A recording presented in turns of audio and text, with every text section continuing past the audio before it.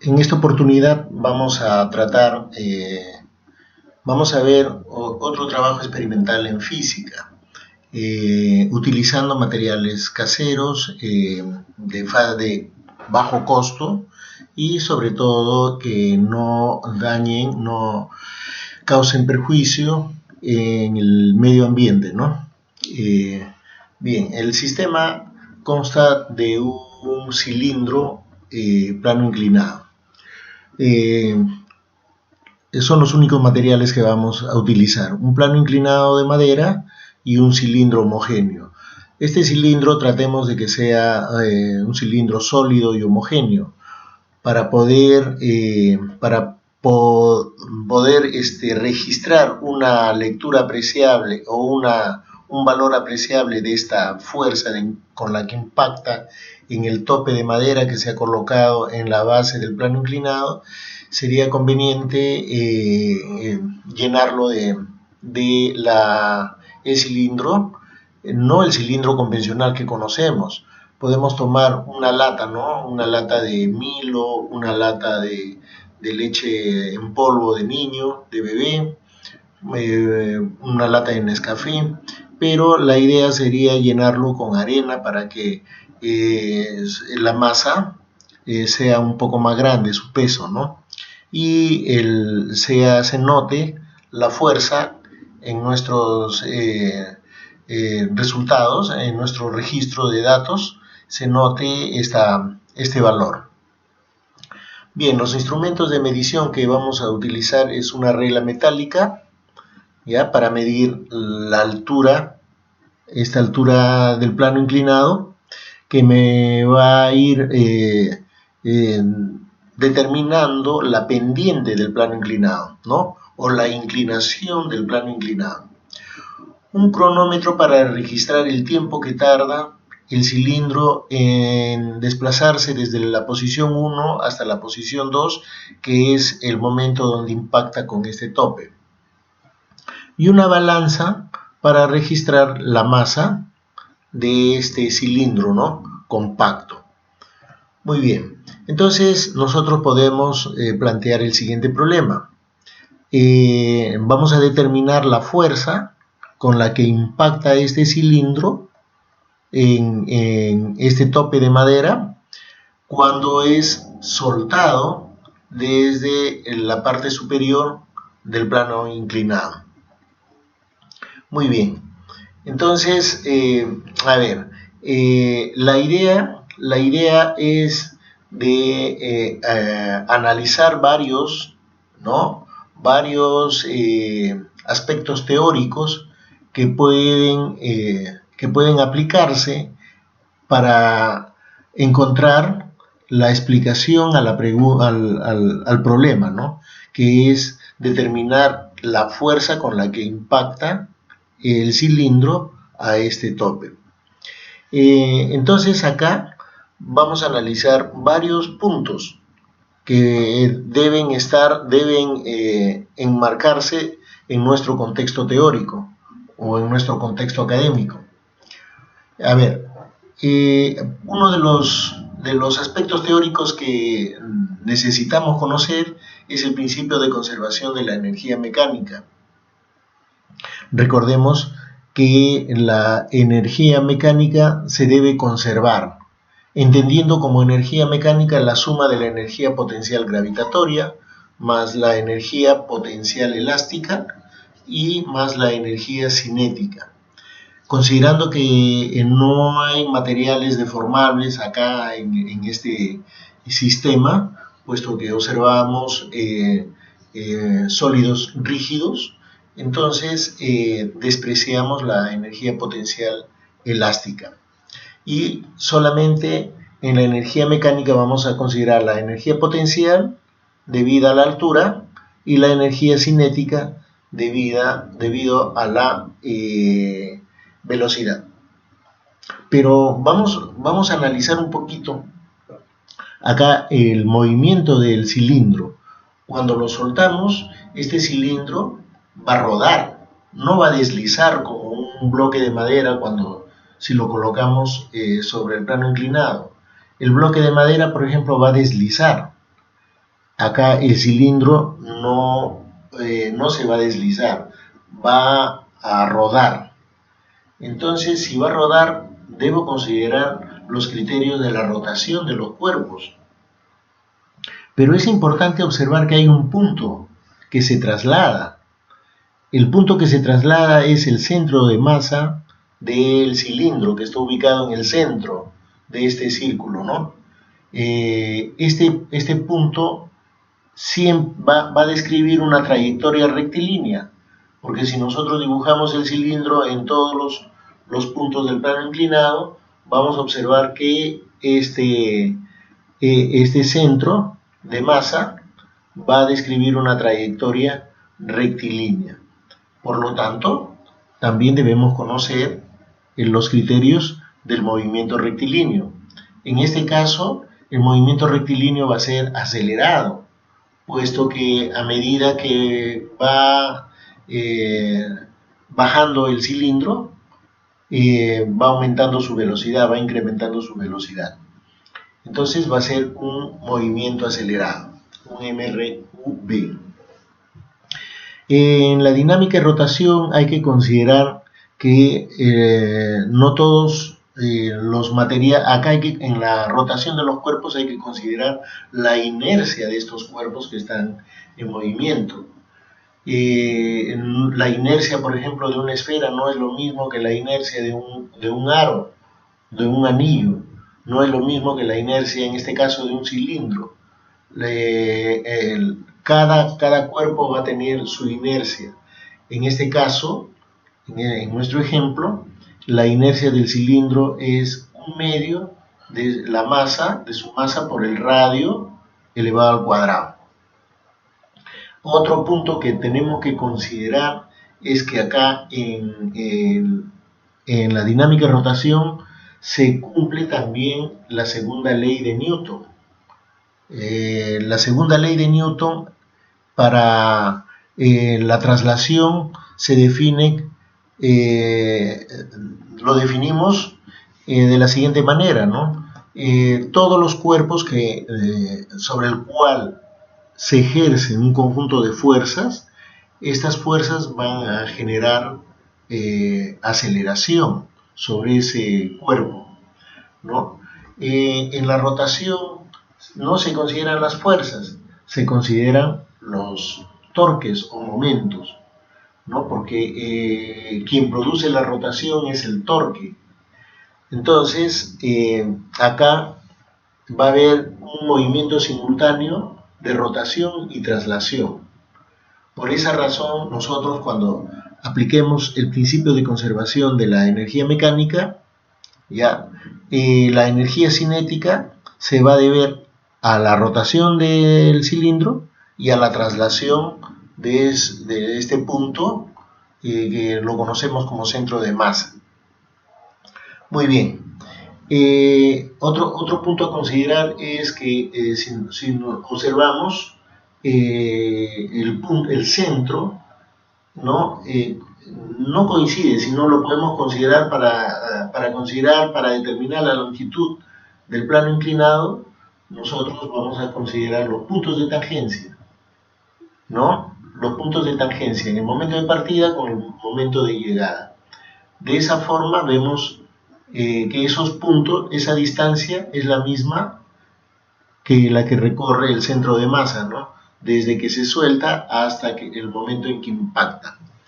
Entonces, acá en este punto 1 solamente tenemos energía potencial gravitatoria debido a esta altura. Ya no hay energía cinética puesto que el cuerpo se está soltando, se está abandonando, se está dejando caer.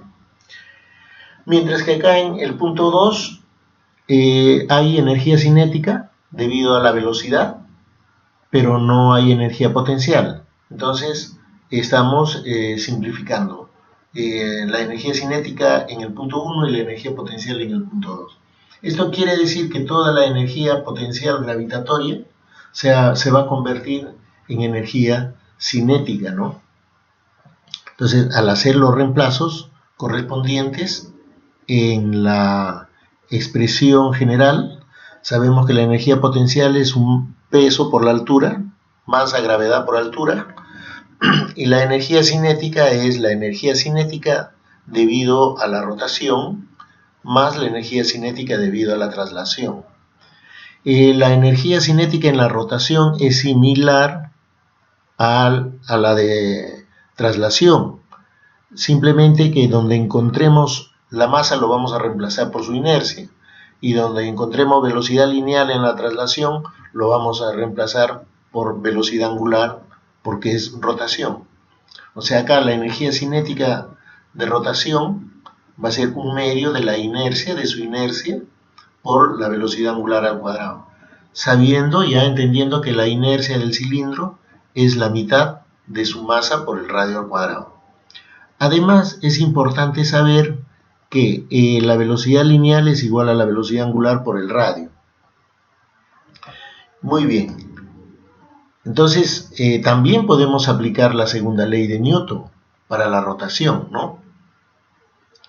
¿Estamos de acuerdo? A ver, primero vamos a reemplazar acá la inercia en la ecuación de la energía. Al reemplazar la inercia, vamos a tener acá un medio por la inercia, que es un medio de la masa por r al cuadrado, y por la velocidad angular al cuadrado. Las masas están en ambos miembros, lo vamos a simplificar.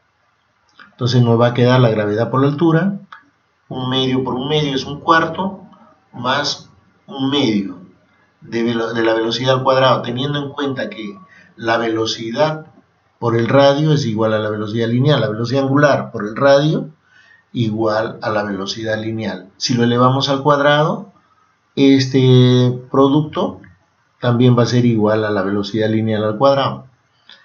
Entonces, operando, vamos a tener que la velocidad al cuadrado va a ser igual a 4/3 la gravedad por la altura. Esa es una de las formas que nosotros podemos calcular la velocidad en el momento que impacta. Pero acá solamente hemos medido la altura. Nosotros siempre debemos tratar de medir dos variables. Con esta relación que he obtenido solamente estoy midiendo una variable. A ver, vamos a intentar con otro aspecto teórico. La segunda ley de Newton. Hemos dicho que este punto conocido como centro de masa, va a realizar traslación. O sea, acá se debe cumplir la segunda ley de Newton para la traslación. La fuerza resultante en el sentido del movimiento del cilindro debe ser igual a la masa por la aceleración del centro de masa. Y eso nosotros lo podemos resumir de la siguiente manera. Las fuerzas a favor, que es la componente del peso en la dirección del movimiento, menos la fuerza de fricción, que va en sentido contrario al movimiento, eso va a ser igual a la masa del cilindro por la aceleración del centro de masa. Pero acá también hay rotación, hemos visto, y considerando el centro del cilindro como eje de rotación, podemos decir que la única fuerza que produce momento es la fricción, es la única fuerza que va a producir torque, ¿no? Entonces, el torque, aplicando la segunda ley de Newton y relacionándolo con la traslación, el torque debería ser igual a la inercia por la aceleración angular, porque estamos hablando de rotación, siendo la aceleración lineal igual a la aceleración angular por el radio. Entonces acá también estoy aplicando el concepto de torque, ¿no? Torque, fuerza por su brazo, ¿no? Su brazo de palanca. Muy bien. Al hacer los reemplazos, ¿no? Yo voy a obtener que la fricción va a ser igual a un medio de la masa por la aceleración del centro de masa. Correcto. Entonces, esta expresión lo voy a reemplazar en 1, porque yo necesito reemplazarlo acá la fricción. Y al hacer los reemplazos correspondientes voy a obtener la aceleración del centro de masa. Y esa aceleración va a ser igual a 2/3 de la gravedad por el seno del ángulo. Como podemos observar que esa aceleración solamente depende del ángulo. Entonces eso da la razón a la intuición, ¿no?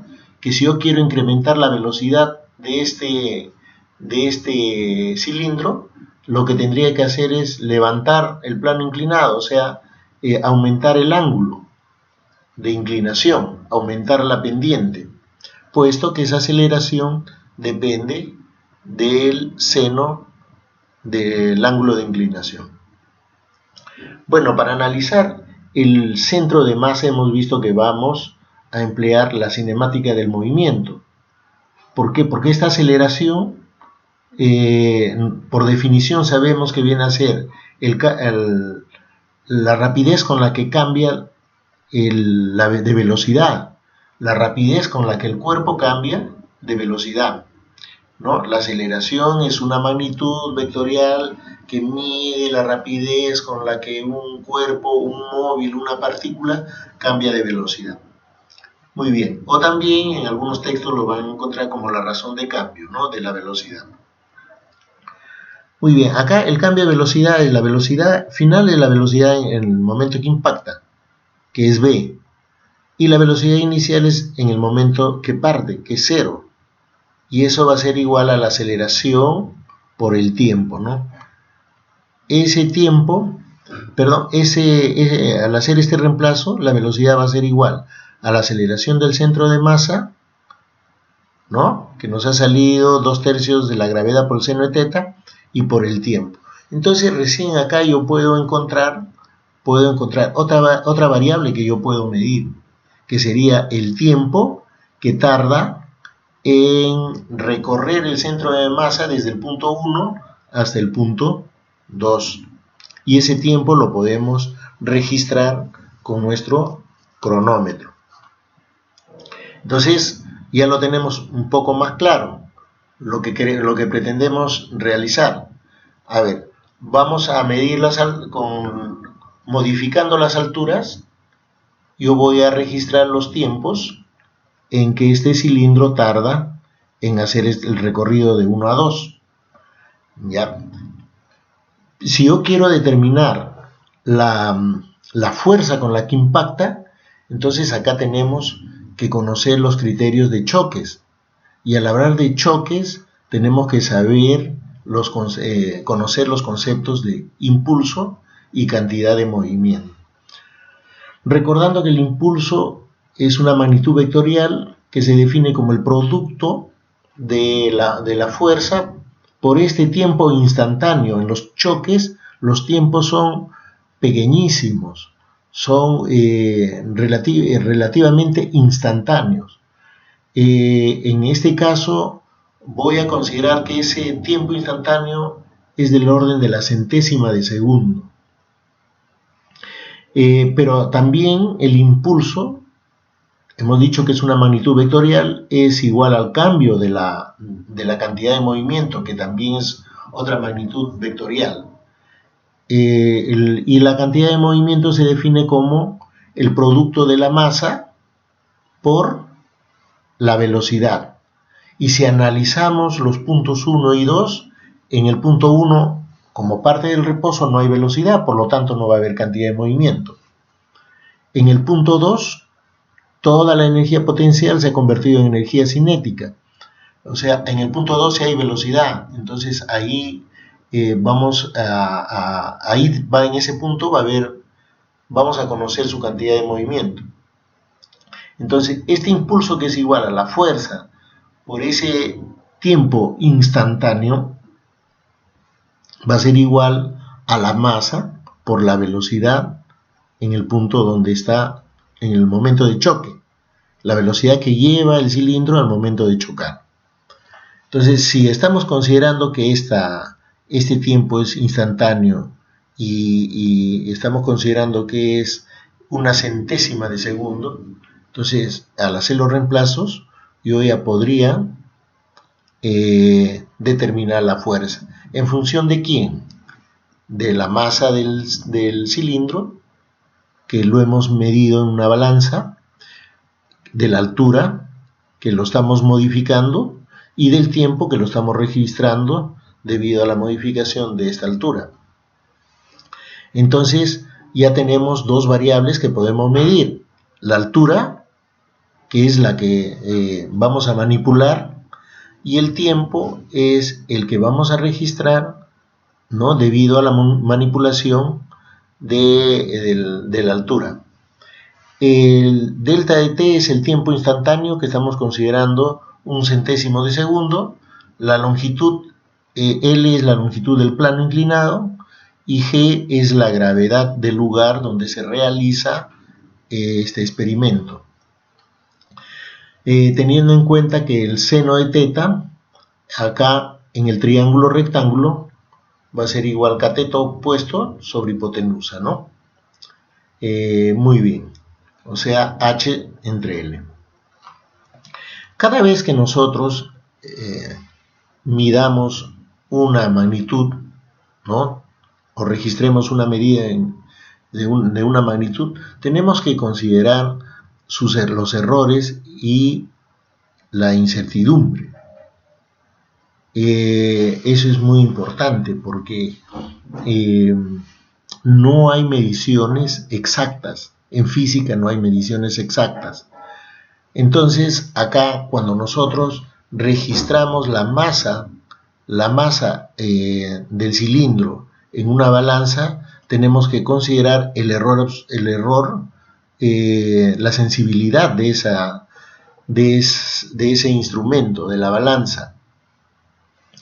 Cuando medimos la altura con una wincha o una regla metálica, vamos a considerar la sensibilidad de ese instrumento, que generalmente es la mitad de la mínima medida. En una wincha la mínima medida es 1 milímetro, es decir, 0,5 centímetros. 1 milímetro, la mitad sería 0,5 milímetros. En centímetros, porque la altura lo vamos a medir en centímetros, sería ese error 0,05 centímetros.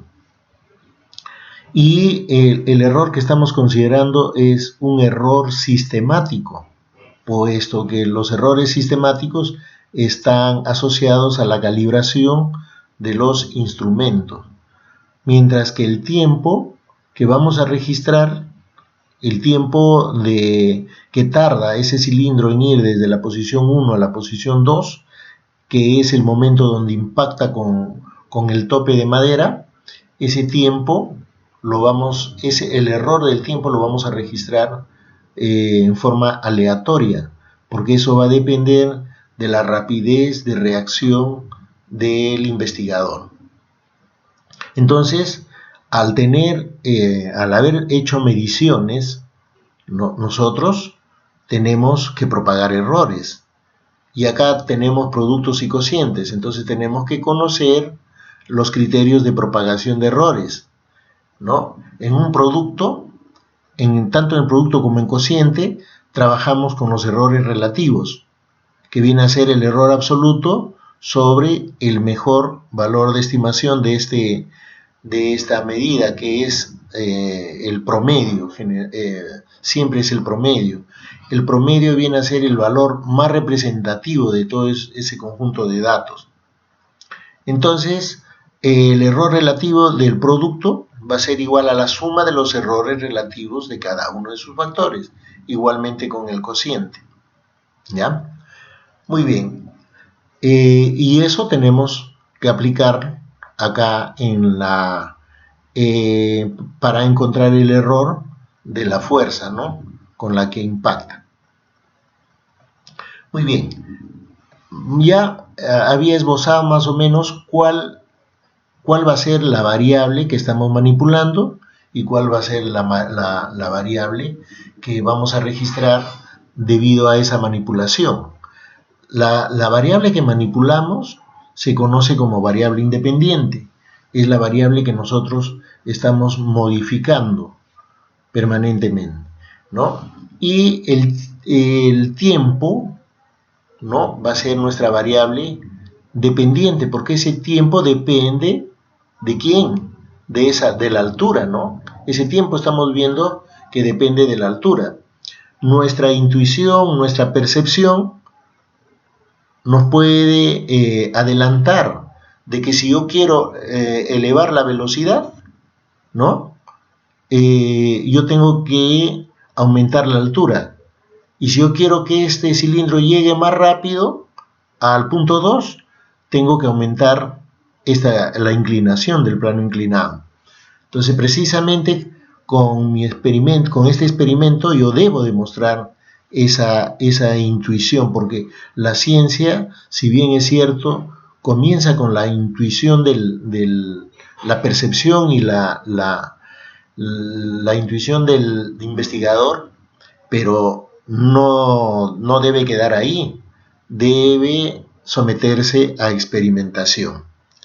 Muy bien, una vez determinada, una vez conocida las variables dependiente e independiente, también entre ambas variables van a haber otras variables intervinientes, ¿no? Que van a afectar, que pueden afectar los resultados, ¿no? Entonces, cuando estudiamos el movimiento de los cuerpos, de acuerdo a la historia de la física, siempre la resistencia del aire ha generado controversias, ¿no? Recordemos la controversia que se generó con los que apoyaban las ideas aristotélicas y Galileo Galilei, ¿no? Precisamente por la resistencia del aire.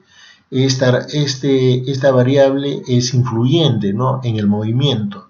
Entonces nosotros podemos controlarlo siempre y cuando lo realizamos en un ambiente cerrado, donde no se registre flujo de aire y que pueda afectar las mediciones.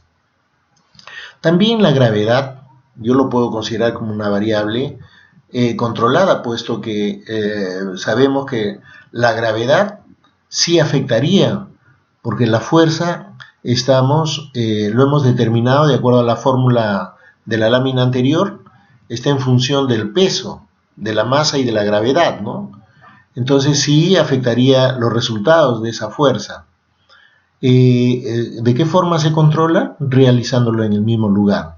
Nosotros sabemos que la gravedad no es lo mismo en un lugar de la costa que en un lugar de altura de la sierra, ¿no? Entonces, una vez identificado las variables independientes, la variable dependiente, ahora, en una investigación no solamente debo tener una variable independiente, puedo tener dos variables independientes. Por ejemplo, si yo voy cambiando los tamaños de las latas, ¿no? Y uso, por ejemplo, 4 o 5 tamaños distintos de cilindros, ¿no? Entonces ahí estoy manipulando también la masa del cilindro. Entonces tendría dos variables independientes, la altura y la masa, y la variable dependiente, el tiempo, ¿no? Entonces, en este caso solamente estamos considerando una variable independiente.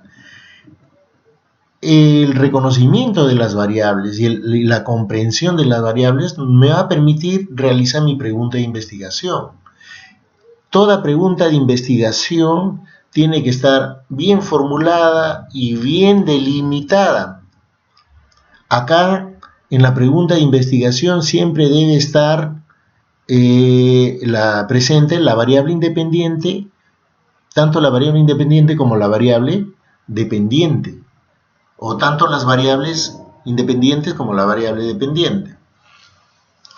Entonces, debe estar bien delimitado. Por ejemplo, yo ensayaría una pregunta de investigación del siguiente modo: ¿cuál es la influencia de la altura o de al modificar la altura hemos dicho que estamos modificando la pendiente del plano inclinado?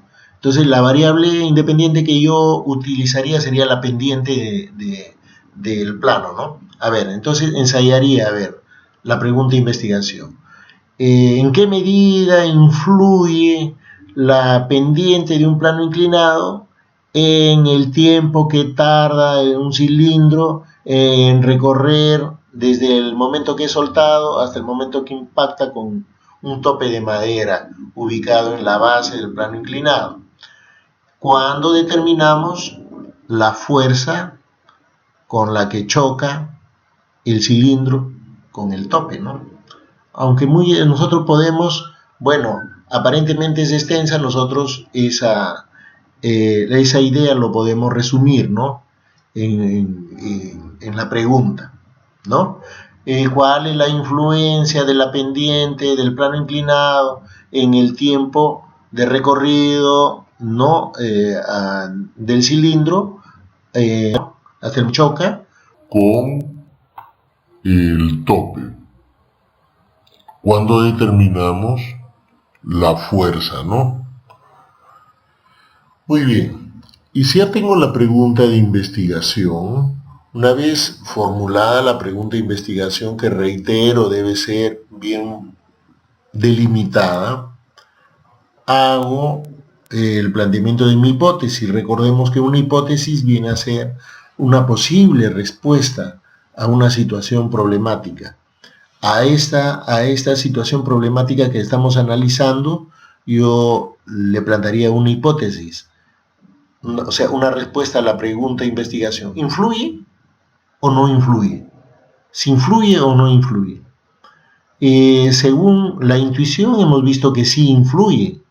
Entonces, yo voy a demostrar efectivamente que la pendiente de inclinación del plano inclinado, ¿no? La pendiente del plano inclinado sí influye en el tiempo de recorrido del cilindro desde que se suelta, desde que se abandona hasta el momento en que choca con el tope y la fuerza, ¿no? Muy bien. Estoy definiendo mi hipótesis y estoy manifestando que sí influye. Vamos a suponer que realizo hago mi tratamiento de datos, mis operaciones, hago mis gráficos y demuestro que no influye. Entonces, yo estaría demostrando la hipótesis nula. La hipótesis nula es la contraria a la hipótesis principal, ¿no es cierto? Entonces, mi investigación no es que esté mal, es válida. Estoy demostrando lo contrario a la hipótesis principal. Bien, lo que más demora en un trabajo de investigación es la ejecución del plan piloto, ¿no? De llevarlo a cabo ya en el campo, ¿no? Para ello tenemos que registrar los datos de la variable independiente, que en este caso es la altura, que va a ser determinante para que me indique la inclinación o pendiente del plano inclinado. Y hemos visto que acá vamos a considerar el error sistemático porque solamente contamos con la sensibilidad del instrumento. En cambio, para el tiempo que registramos de la variable dependiente, ¿no? Vamos a considerar el error aleatorio. Y por esa razón, cada una de estos registros, de esta medida de datos, toma de datos, lo vamos a registrar 5 veces. Ya, para poder sacar, encontrar el valor mínimo, su valor máximo, su mejor valor de estimación, que es el promedio, y poder expresarlo de este modo, ¿no? Con su error absoluto. Este es el mejor valor de estimación o el promedio, ¿no? Muy bien. Entonces, para cada altura, yo hago 5 registros. Saco el promedio, lo someto a tratamiento estadístico y calculo su promedio y su error respectivo. Lo mismo para la segunda altura, para la tercera, la cuarta y la quinta. De ese modo, nosotros vamos a recurrir a la fórmula que hemos despejado y vamos a linealizar. Al tratar de linealizar esta relación, estoy tratando de encontrar gráficamente la fuerza o cuál es la tendencia, analizar cuál es la tendencia de esa fuerza gráficamente. Y al linealizar, inmediatamente yo asocio la idea de que, a ver, voy a usar la ecuación de la línea recta, o sea que y es igual a la pendiente por la variable independiente más b, ¿no es cierto? Entonces, por esa razón, acá todo este producto lo voy a igualar a una variable y mayúscula, y este producto de acá, o sea, esta relación, lo voy a hacer equivalente a x. De este modo yo tengo esta expresión, tendría esta expresión, y igual a f x, y tendría que este sería la pendiente, ¿no? La pendiente. Entonces, yo al hacer los reemplazos también tengo que propagar los errores, ¿no? El error tengo que calcular el error de y, porque esto lo voy a llevar a un Microsoft Excel que me va a determinar la gráfica, ¿no? Y acá tiene que ir, en este eje, ustedes tienen que considerar el error, ¿no? Y acá en el eje X lo mismo, ¿no? El error en X. Muy bien. Listo. Entonces, esto, ya al reemplazar los valores y registrarlo para cada uno de los datos, encontrar X y Y, ¿de acuerdo? Y al haber propagado los errores también, acá voy a tener el error de X y el error de Y, ¿no? Delta de Y y delta de X. Muy bien. Entonces, yo voy con mis datos que he registrado acá, voy a obtener la línea de mejor tendencia. Digamos que sea esa, ¿no? La línea de mejor tendencia. Y en el Excel, ustedes automáticamente van a registrar esta medida, ¿no? Que va a ser y igual a mx más b. Y también van a obtener en la misma tabla, van a obtener el R, que es el coeficiente de, el R que me indica el coeficiente de variabilidad. Muy bien, ese coeficiente es un estadígrafo que nos permite ver qué tan disperso está la gráfica de los puntos que yo he obtenido en mis tomas, en mis registros, ¿no? Cuán disperso está ese R, ¿no? Esos puntos. Cuando ese R se aproxima a 1, o cuando es 1, por ejemplo, quiere decir que la recta pasa por todos los puntos que yo he registrado. Cuando es 0,98 pasa por la mayoría. Pero si tenemos un R igual a 0,5, quiere decir que esos puntos están muy dispersos de la línea de mejor tendencia, de esta recta. ¿Estamos de acuerdo? Entonces, por eso vamos a tratar de que ese R sea aproximado, muy cerca a 1, ¿no? ¿De acuerdo? Muy bien. Ya, ahora, como nosotros registramos para cada punto su barra de error.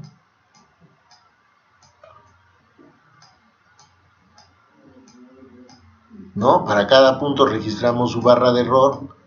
Nos interesa estos puntos, el primero y el último, ¿no? Para poder trazar la línea de máxima pendiente y la línea de mínima pendiente. Entonces yo al trazar la línea de máxima pendiente tendría que considerar este punto de abajo, el inferior, y con este punto, ¿no? Ahí tendría la línea de máxima pendiente. Y la línea de mínima pendiente al revés. Otro punto de acá, que sería este. Así, ¿no es cierto? Entonces yo voy a tener igual, el Excel me va a arrojar las fórmulas. Para esta, por ejemplo, va a ser la línea de mínima pendiente, va a ser Y1 igual a M1, un valor distinto, menor, obvio, que este de acá, ¿no? Por X más un B, que no es el mismo, obviamente, de la ecuación anterior, ¿no? Y para la de máxima pendiente, igual, ¿no? Un Y2 igual a M2,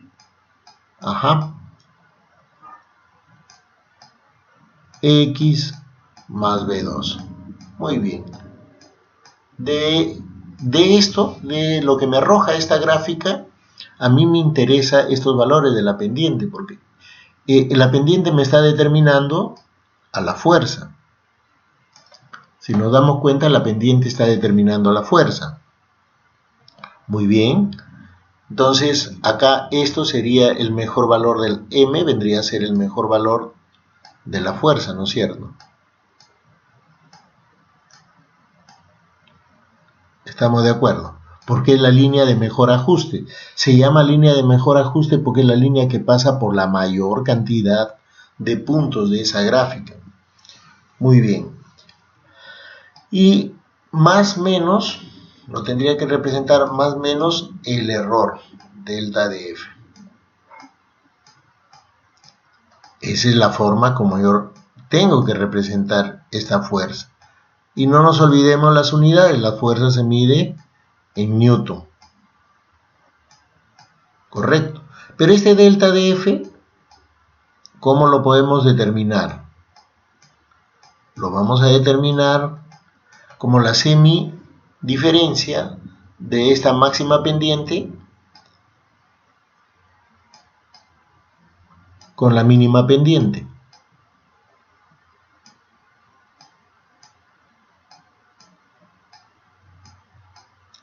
Y este valor sería el que va acá.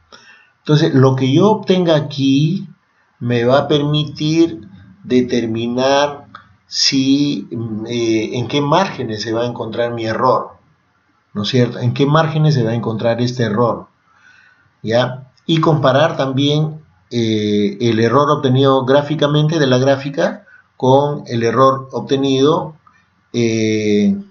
analíticamente, ¿no? El que le hemos obtenido acá. Y eso me va a permitir tener una mejor claridad al momento de realizar mis conclusiones.